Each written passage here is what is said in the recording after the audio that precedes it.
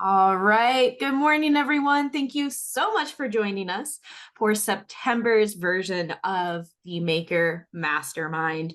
My name is Megan Rauker. I'm a community engagement officer with DreamSpring. We are a community development financial institution, which means that we provide small business lending and free business education to entrepreneurs so they have access to capital, capacity, and connection. Before we dive in, a couple of housekeeping notes. We encourage people to turn on cameras if you can. If you cannot, no problem at all. If you would like to enable closed captioning, at the bottom of your screen, you should see 3 dots in a little circle called More. Should be able to enable closed captioning there. Our conversation with Courtney is going to run 30 to 35 minutes. And we will have some time at the end for your questions, but during the conversation, something resonates with you or you want us to flag it for the Q&A at the end, please feel free to put it in the chat. But we can go ahead and get started. I'm so excited to introduce today's guest, Courtney Gray. Courtney is a jeweler, educator, podcast host, musician, and creative business coach who's helped thousands of makers bring their artistic vision to life. Over the past 25 years, she's carved out a multifaceted career that spans custom jewelry, fine metalwork, and coaching creative entrepreneurs towards sustainable success. Courtney, good morning. Thanks so much for joining us. Hey, Megan, what an honor to be invited. Thank you for having me. Of course. And I always love framing these conversations and starting with your story. What made you interested in the arts in the first place? Oh my gosh.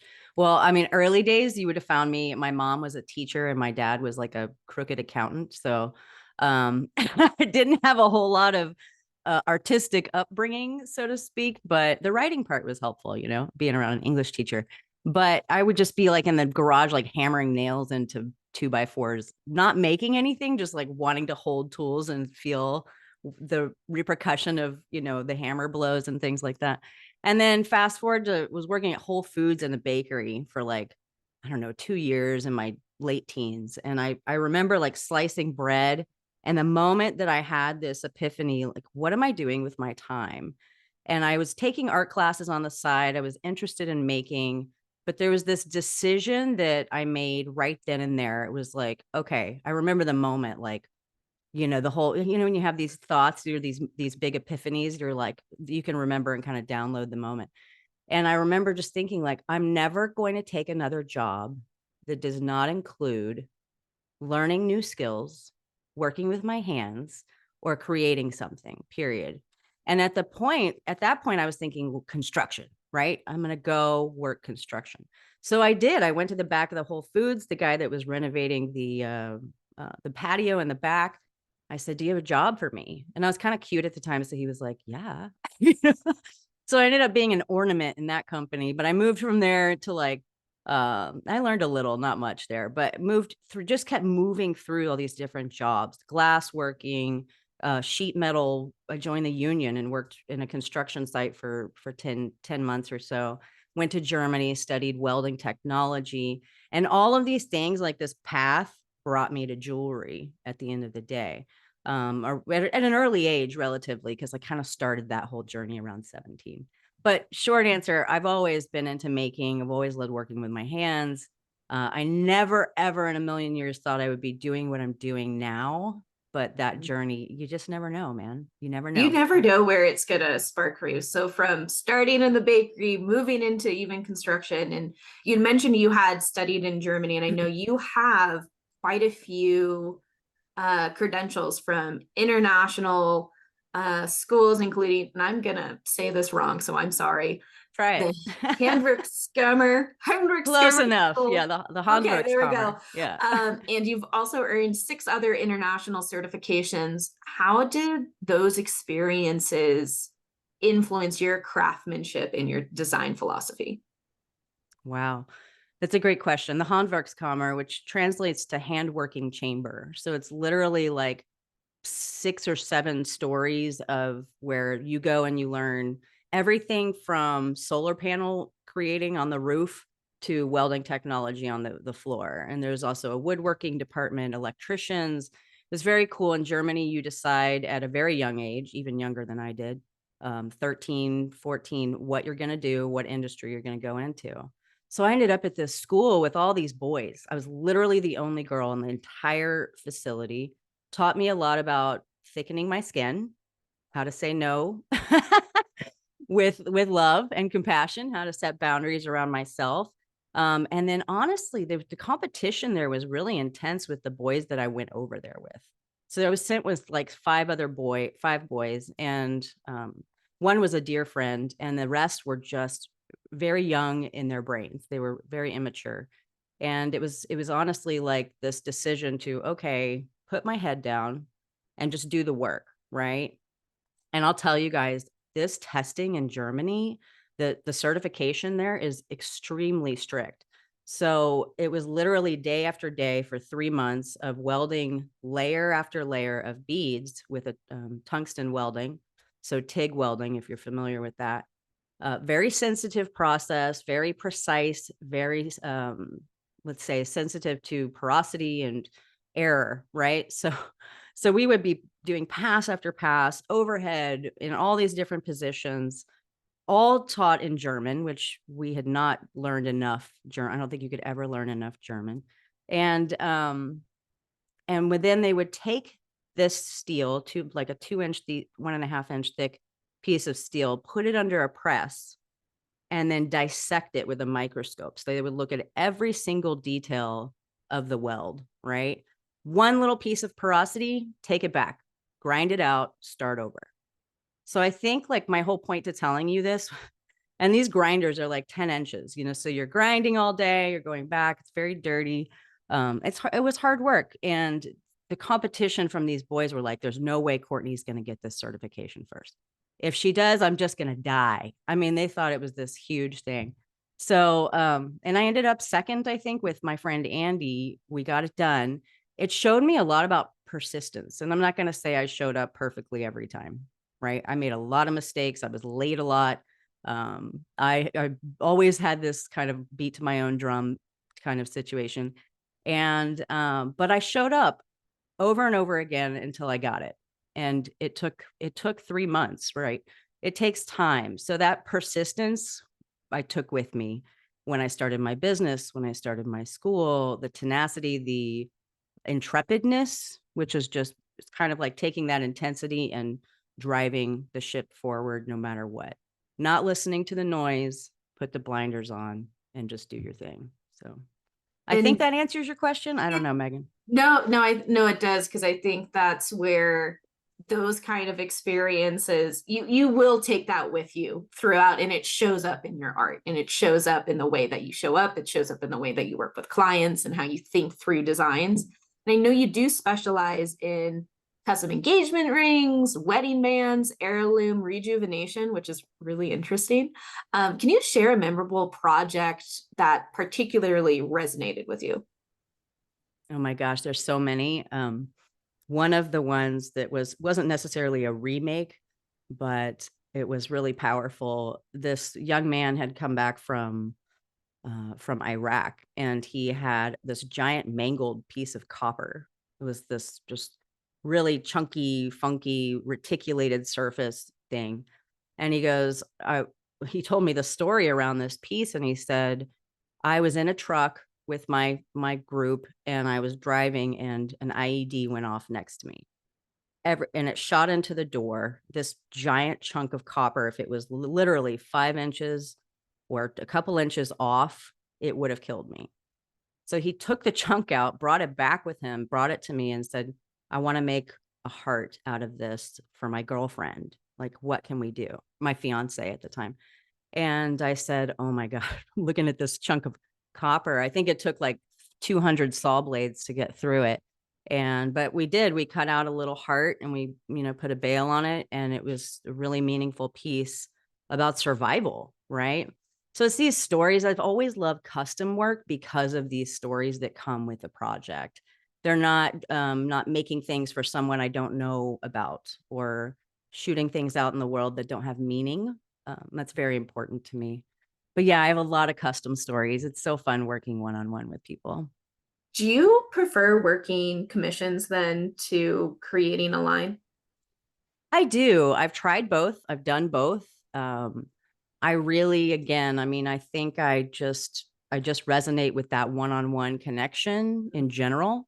Having a story, having a reason to sit down and create something from the start instead of making things and hoping the masses will love it, you know? Yeah. So for me, it works well. I really do enjoy that. And they'll bring things like, this was my grandmother's ring. This was my, my aunt who just passed away. We nursed her through cancer. All these stories that come, and we get to take those pieces, we'll melt them down sometimes, and then recreate something for that person's daughters or that person's son.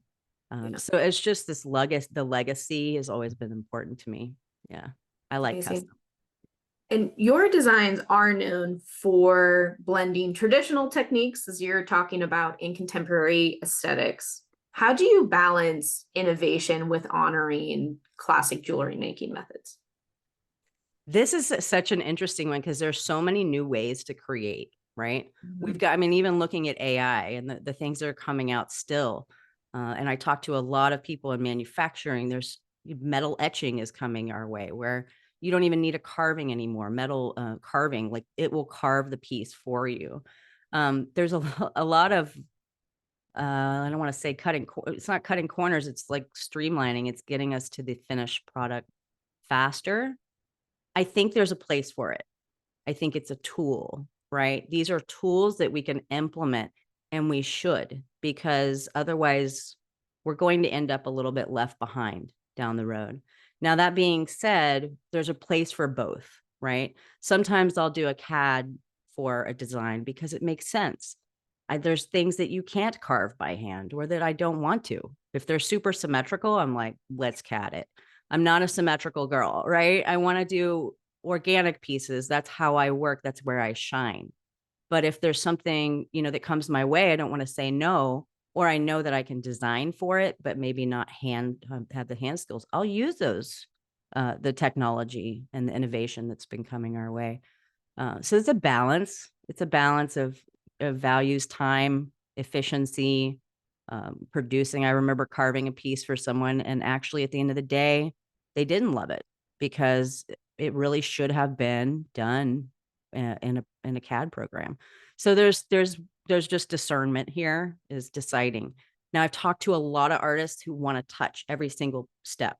They they don't feel good about delivering anything out in the world unless they've touched the clasp, the chain, handmade the chain. There's things like this. I think we have to work with what we're comfortable with, and we get to decide and discern for ourselves.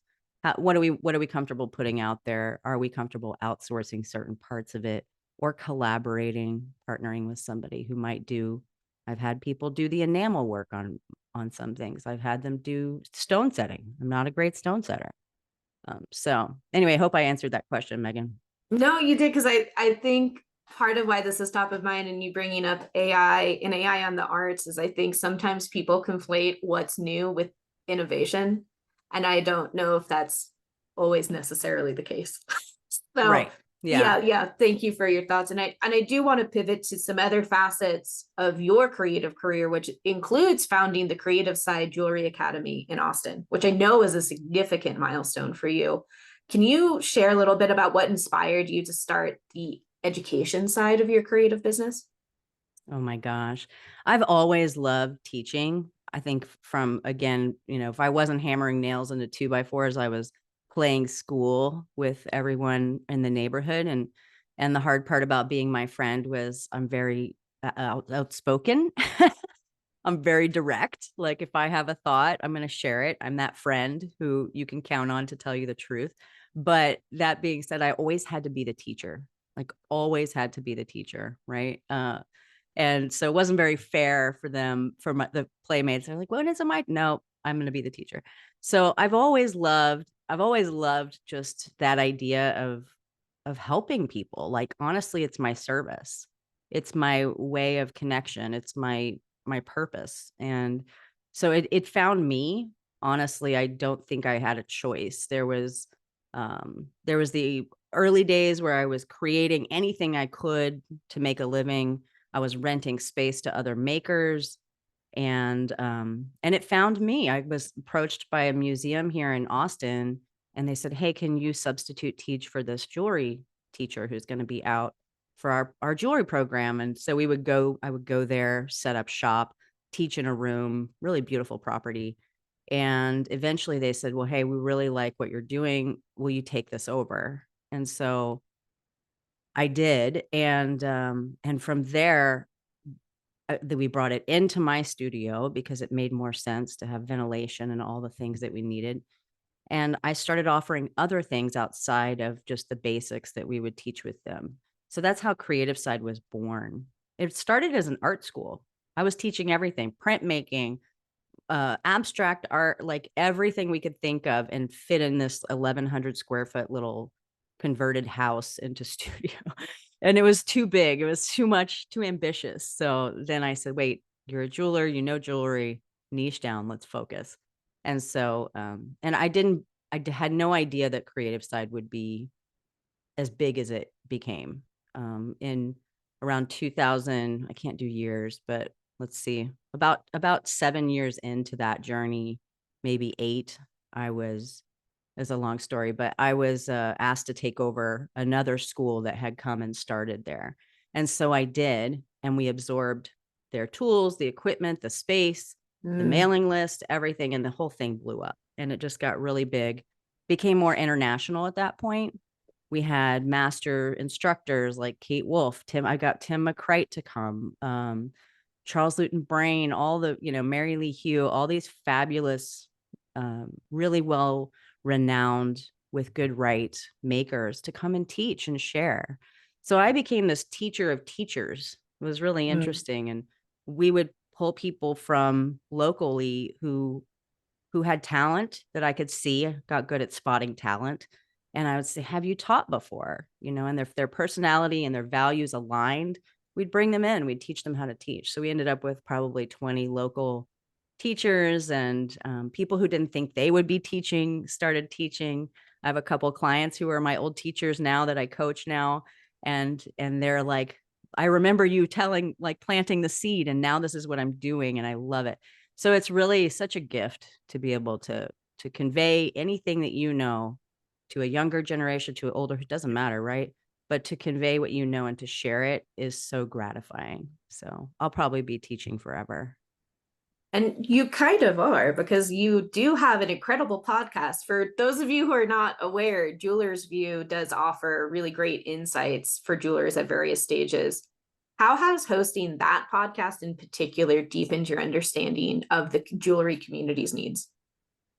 Oh my gosh, it's huge. And that's such cathartic work for me. I started with Rio Grande's podcast. So long story short, my house burned down a few years back.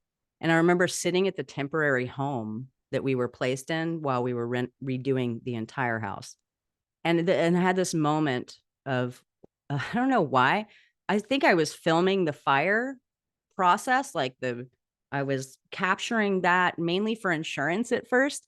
And then secondly, because it was important. It felt important to me to kind of timeline what was happening around us. And then it came to me later. I was sitting on the porch and I called Molly Bell, who was one of the top people at Rio Grande at the time. It was a friend of mine.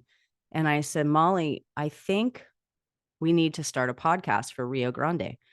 And she goes, okay, Courtney, write this out. What are you thinking? So I sat down and I thought about it. I said, this is about legacy. This is about, yeah, again, that's an important thing to me. And it came up even more so, like we had just had our lives spared from this kind of traumatic event at our house. And so sitting down, and I have all these makers coming in who are getting older and who are going to eventually pass away. It's the fact. So I wanted to start capturing their stories. It just kind of came to me. So she goes, okay, I like it, but you need to write out a why and what are we doing? So Molly was great at reining me in. So I would sent them a proposal and we went for it. So I hosted their podcast for 5 years, 4 or 5 seasons. And then I thought, okay, I learned so much from all of these people I got to interview. And not only that, at the same time, they're coming to my school. I get to see them. I get to work with them, watch them teach, sit in on all of these great classes. Um, I I learned so much, Megan. I can't even tell you. Like now, later, I'm like, oh wow, like it's all in there, you know.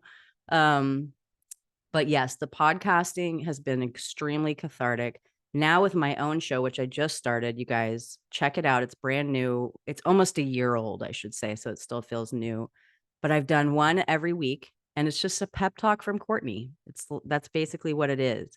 And then I get to bring in all these great folks that I know from the industry to share their knowledge. I'm going to meet with Surf soon. Megan, we should bring you guys in to talk about what you're doing for artists. It's resources, though. I'm like, let's cut out the guesswork and get you guys what you need to fuel your company, fuel your business, keep you positive. This is not always an easy thing. It's really never an easy thing to be a solopreneur. So I trying to tune into the needs of the maker, right? Whether you've got employees or not, or you're a solopreneur, but make sure that we have fuel and that we have community.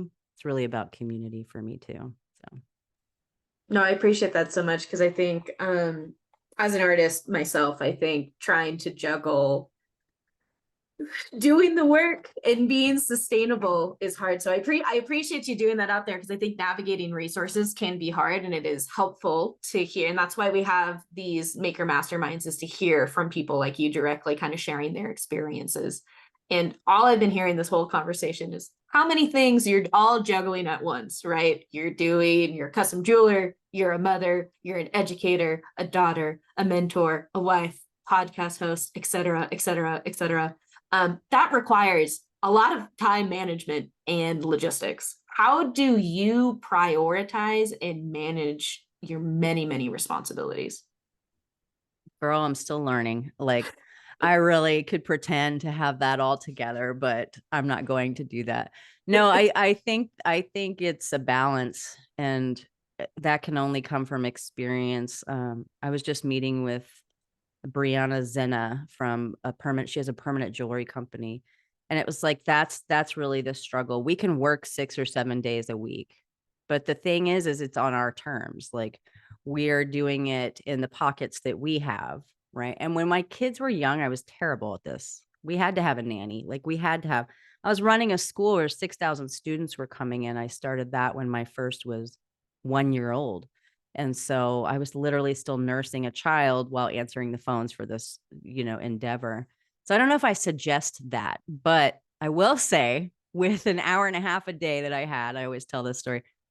I was able to build a school, right? And to also manage some custom projects at the same time and teach people and train. And then 5 years in to actually bring in staff and build the thing. So it's doable with whatever time that you have. This is a big one I drive when I coach and when I talk in my course that I teach is whatever pockets you have, that's where, right, we've got to protect that. And how do we protect our studio time? And that also goes hand in hand with how do we schedule our year according to the seasons and how we like to work and operate as a creative. And learning and dialing that in is really helpful. I think I started doing that pretty early and I didn't realize I was doing it until later when I had to sit down and kind of write it or teach it. And I realized, oh, I've been really monitoring, like, I'm kind of depressed during the holidays, right? I'm not creative during that time. So, what can I do that fuels my business, but doesn't burn me out, like, or lose the passion, right? Or bury that passion? Because that's what happens. We push and push ourselves so hard, thinking that if we're pushing forward, but we're pushing things away sometimes. So we have to really discern, okay, when is it time to go? When is it time to take a pause? Go to the river, chill out for a couple days, get some perspective. So we have to, the hard part, we have to schedule that in. Nobody's our boss anymore. I made that choice very early. It was like, okay, 24 years old, done with all of that journeying, right? And discovering where I want to be. I want to do jewelry. Started it in my garage and didn't look back. And I've never worked for anybody since. So I've had to I'm still having to find ways to create pockets for perspective, to work on your business instead of just inside of it. That's what happens a lot. We just work, work, work and go, go, go. And we don't zoom out and take a little look, eagle eye view. So it's a balance, Megan. When you figure it out, will you call me? I will. I think it's a conversation I have with myself and the other creatives in my life constantly. And I appreciate you building it. Like, we talk a lot about creative burnout. And I think part of what you're talking about too is understanding the seasons of how you work, knowing your clients, and also building in rest in the middle. I learned a long time ago, fall is my busiest season. So I have to scale back on everything else because I know, okay, would love to like go to this book club thing or would love to do this festival thing, but I actually know that that's when I have. So planning it out in advance is I think is really great advice. I encourage everyone to to zoom out at your year. It helps a lot with the stress. Yeah, when you can, and then life is going to interrupt that. So yeah, learning ride the waves, at the same time. Yeah. What do they say is like planning for, you try to plan for the unexpected or luck favors the prepared, but it does in a way, like at least setting those parameters and staying flexible. Oh, absolutely. And having a plan. I think for years I went into the studio hoping that, the carving gods or whatever I was working on would just align, right? And I didn't have a plan. It was loose. It was creative. In my mind, that was creativity, was this freestyle. I'm just going to go in and do my thing. And honestly, I was successful, right? Eventually, like it did work. But as artists, I know more and more, the more people I meet with, the more students I've sat with over the years, I see it again and again. I had a client put it perfectly. We need banks to this river, right? The river can't flow in the direction we want it without having some sort of parameter. Mm-hmm. We need structure. As much as that word really sucks and we don't like it, it feels like I didn't do this for structure. I did this because I want to be creative. That's not necessarily chaotic, right? It doesn't have to be this guessing game of what are we doing? Oh, I like this technique. Oh, this is what happens, right? We get squirreled in a million directions. We want to try everything, which is great, but there's got to be a little bit of focus as well, and structure, and discipline. I hate that word too. I don't like that word a lot, but we'll use it. Yeah, I think it's important to have a clear direction and so that the river's not just going wild all the time, Yeah. And you've worked with so many jewelers. What are some common challenges you've seen people face when they are transitioning from part-time or they're hobbyists into doing this full-time as a business owner and full-time creative? It's a great question. Yeah. And this is really what has been my work over the last few years, and specifically over the last year, has been to zoom in on the common threads here, the synchronicities, if you will, or the things that I see that people are struggling with, right? So we can address it, bring it up, get it on the surface and really talk through it. And that's what the podcast is all about. But yeah, the main thing that I see, and I work with a lot of women, I will say I've worked with men as well, but is imposter syndrome, comparisonitis, right? Where we're constantly looking at where we want to be instead of doing what we need to do to get where we're supposed to be. Does that make sense?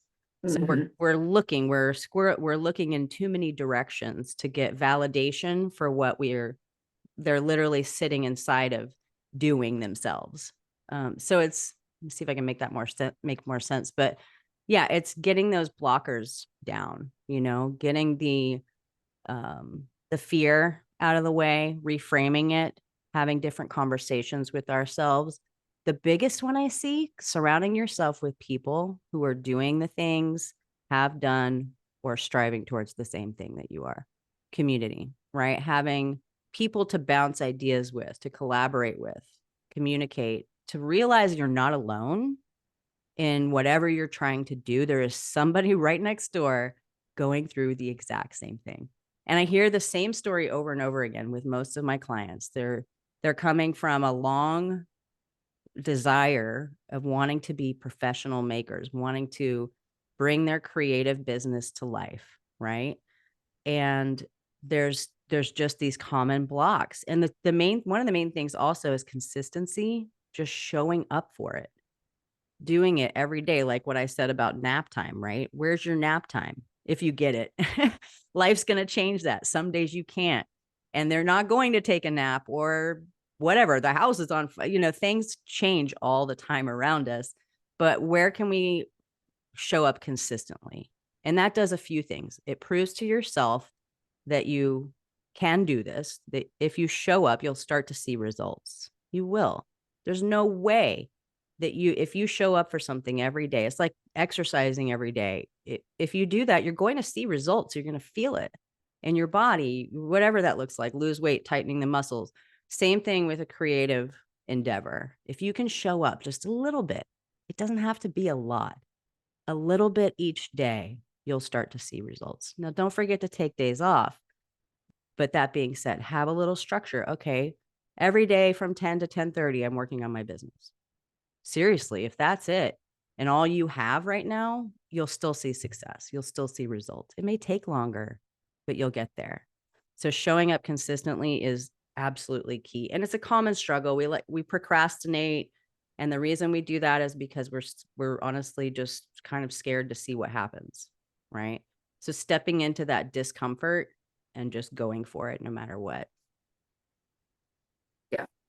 Yeah. I do want to touch base on one question that I always think about, the financial aspect and the business development aspect before we open up to questions.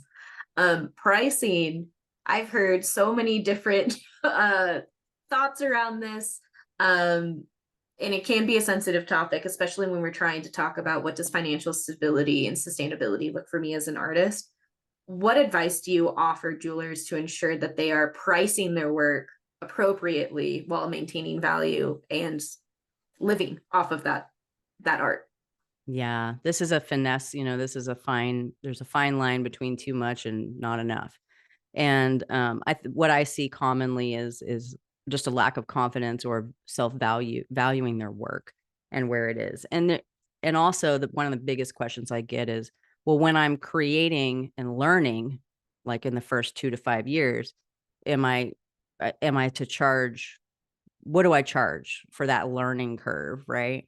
And when you're inside of a learning curve, it's very difficult to fine tune a pricing structure, because everything's going to take you like 3 times as long as it will in a couple years or even 6 months of doing something consistently, right? So you have to really kind of zoom into what are your costs. We've got to do the math. You have to sit down and come up with a formula. There's a million out there. I have a pricing quiz on my website that's free. You guys can jump on and download that for free. And then it leads you to a little bit of a guide, pricing guide. So I would suggest go through that and ask the important questions about how are you pricing? Let's really dissect it. And then the biggest thing is sticking to what that looks like and finding the market that works with it.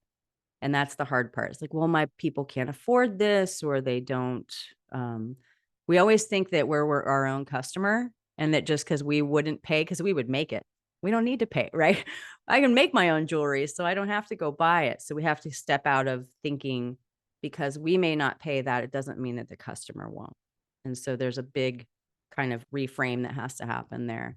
But yeah, I think giving you a pricing formula right here, Megan, would be tricky because it depends on your experience, the materials, which lane are you in, which we talk about in my course. The first week is, what lane do you want to be in? Do you want to do custom jewelry? Do you want to make a line that's lower end? So there's a lot of different scenarios, but going through understanding retail, wholesale, are you selling to direct to customer, things like that will determine your pricing. But don't second guess it. And don't underprice, because these materials are expensive. They're really expensive right now. And if you're working in precious metals, so we have to be careful with that one. Yeah. And I think to your point too, it's finessing it and identifying, right, maybe you work with one price point for a while and you go, okay, this worked well, and then things might change. Your costs might go up, and then you have to reassess.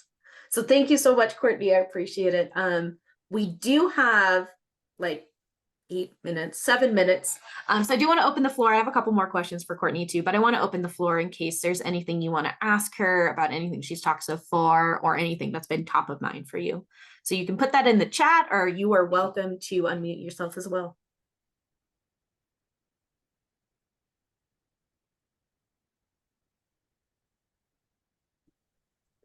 Hey, Courtney, I have a question. Thank you so much for your talk and all that you've presented today. I really appreciate it. I think that where I'm right now, I'm with my silversmithing craft. I'm enjoying doing commissions for family and friends and not really pushing it beyond that. But one thing that I really am trying to consider in terms of developing my business and craft is the equipment. I feel like I'm pretty good in terms of having everything I need and keeping myself safe, having PPE in place, but taking that to the next step in terms of getting, ventilation and kind of all the other, taking that a step up. I'm curious how maybe you went through those motions or just kind of any exposure you had early on to know, different baselines of safety or just taking that into consideration with the craft because it is, pretty toxic. Yeah. Yeah. And Emery, are you working at home, like in a room somewhere? Yeah, Do you have in yeah. the garage, so keeping Okay. that in and ventilated with my masks and everything. But Yeah. being exposed to some wholesalers here in Albuquerque and just seeing kind of the massive workshops and kind of the different equipment that gets, up to that scale. I'm just curious, especially with your exposure, I don't know, in Germany or just in different workshops, kind of the different levels of that or how you would kind of pitch approaching those decisions down the line.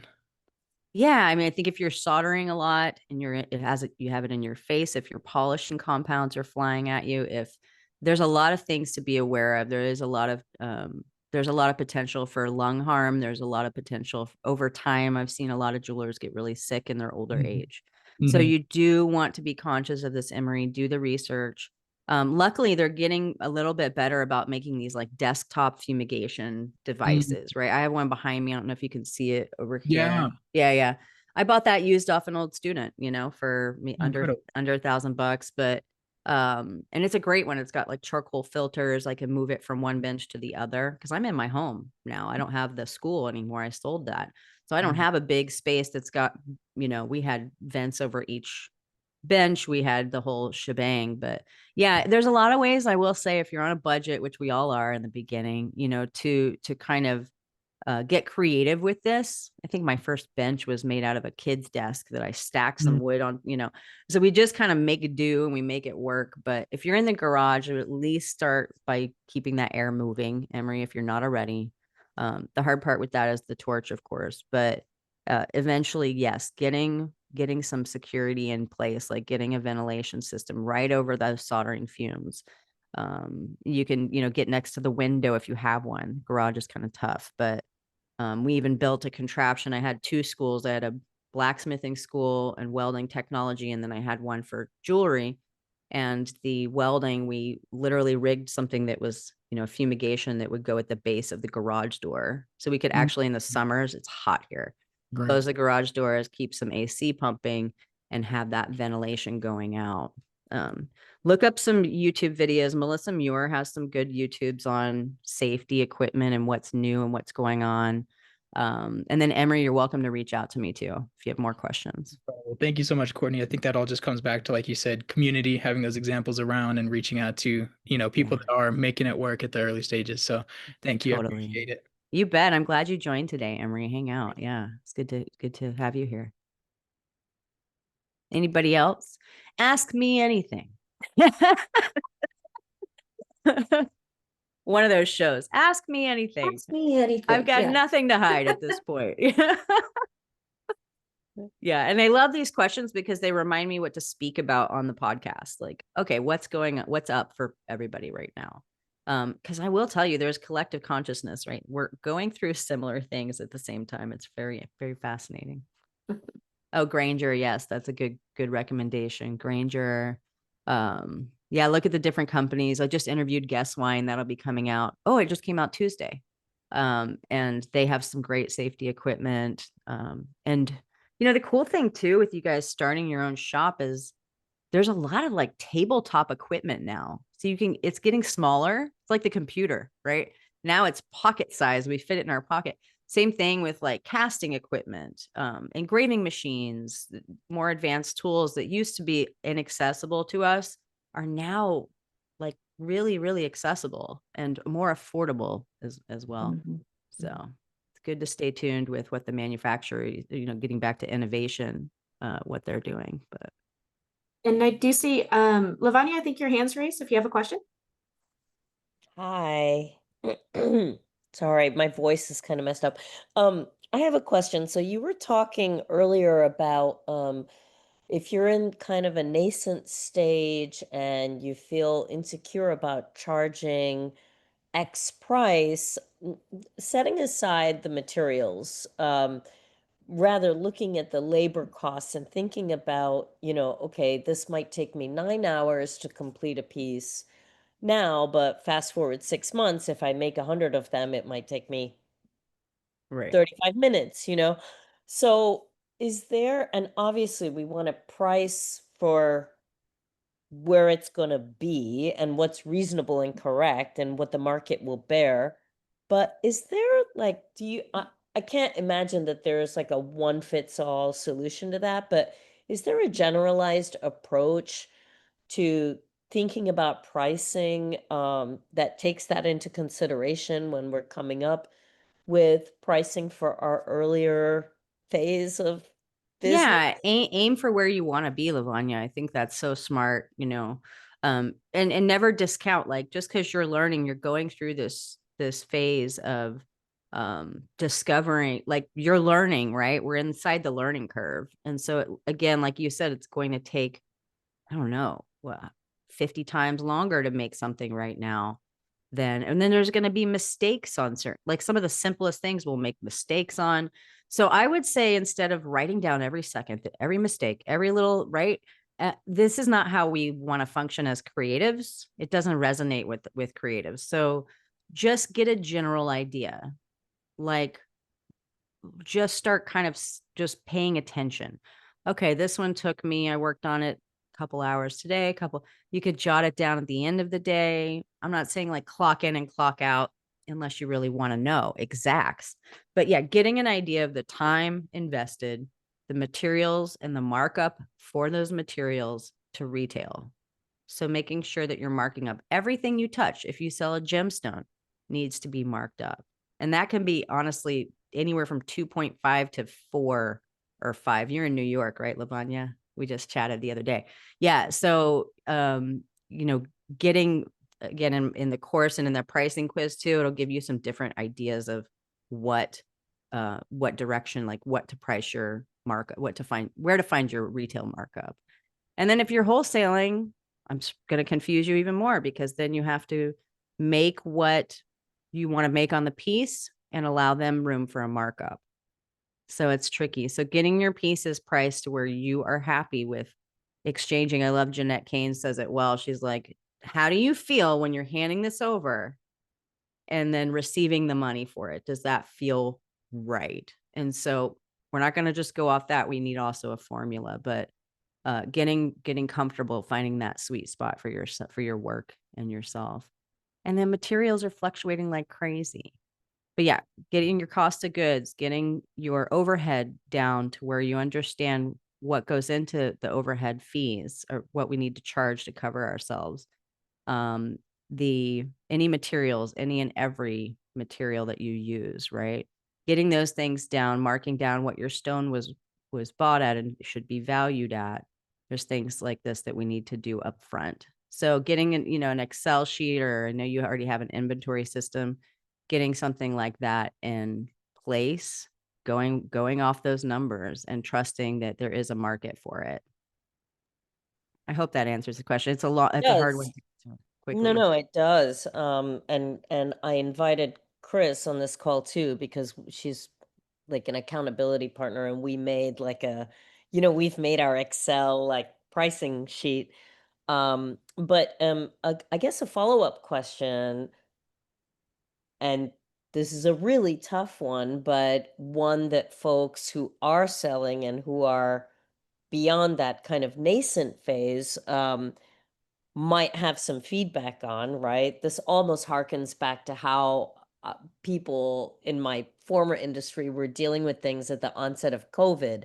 The experts were weighing in and getting together and being like, how are we dealing with this? So tariffs, have really thrown a big wrench when you're looking at diamonds, obviously everything being cut in India, 50% tariff. Gold has gone through the roof because everybody is looking for a safe haven investment. I mean, it's insane. So I've got gold that I bought 2 years ago. I have gold that was gifted to me 40 years ago, which is like nearly pure, and so obviously when we think about the pricing, are we looking at where things are at, what we paid? Because those Excel spreadsheets that I had created were based on marking up what I paid. But if gold is right now at a certain price, and do we educate our customers about these things? Because it's dizzying. Somebody who bought a gold ring a year ago will say, well, I'm not paying that much for a gold ring today. This is what it's worth. And look at all of these companies that are selling their old stock. So at what point are we, Yeah, how do I we know. price? It's I so know. crazy. Yeah, this is really a tough one, Lavanya. It really is. And, kind of just taking a breath and saying, okay, really at the end of the day, what you need to charge is what it would take to replace what you created. And so, yes, staying with the standard current pricing is probably advisable because you do need to go and make new inventory. And that gold, just because it back in, maybe you made the piece 30 years ago, right? There's no comparison there. Absolutely not. I will say this gold thing, I think that we're seeing, I've watched it happen over time, and it probably is, it's definitely going to come back around. Right now we're in the middle of it and it's not pretty. But talking to like financial advisors, people who watch these rhythms, that's what I have been has been explained to me. I hope I'm not telling you something that's untrue, but we are riding a big wave right now, and it's pretty scary, right? For those of us who are making a living with this and know our customer base and know what they can and can't afford, it's going to become an even more of a luxury item. But yeah, you really should think about pricing. That doesn't mean like going in and changing your pricing daily according to market. I think that's too much to try to keep up with. But getting a feel for, if this were stolen today, what would it take to replace it? I actually had work stolen from a gallery. It was the only work that was stolen from this gallery, and they were trying to pay me bare bones what it was worth, and I said, no, this is what it's going to take for me to replace all that, minus like not even considering the hours, right? And the time and the learning curve and all the things spent on that, the casting that I did it by myself, all the things I was doing in shop. But to replace that was going to be way less. And they removed me from the gallery. They did not like that answer. But the fact is that you have to stick to what it's going to take to replace it, at least in concept. Does that make sense? Yeah. Yeah. Really, really Doesn't make it great any easier, questions. but Yeah, really great questions. We are very much over time. So I do want to respect everyone's time and just thank you all so much for spending your morning. A big round of applause to Courtney for sitting with us, answering our questions. She Thanks, is a Megan. wealth of knowledge. Really, really appreciate your time. Everyone here will get the recording, and I'll send an email with all of Courtney's resources. And hope everyone has a wonderful rest of their Thursday and goes into a restful weekend.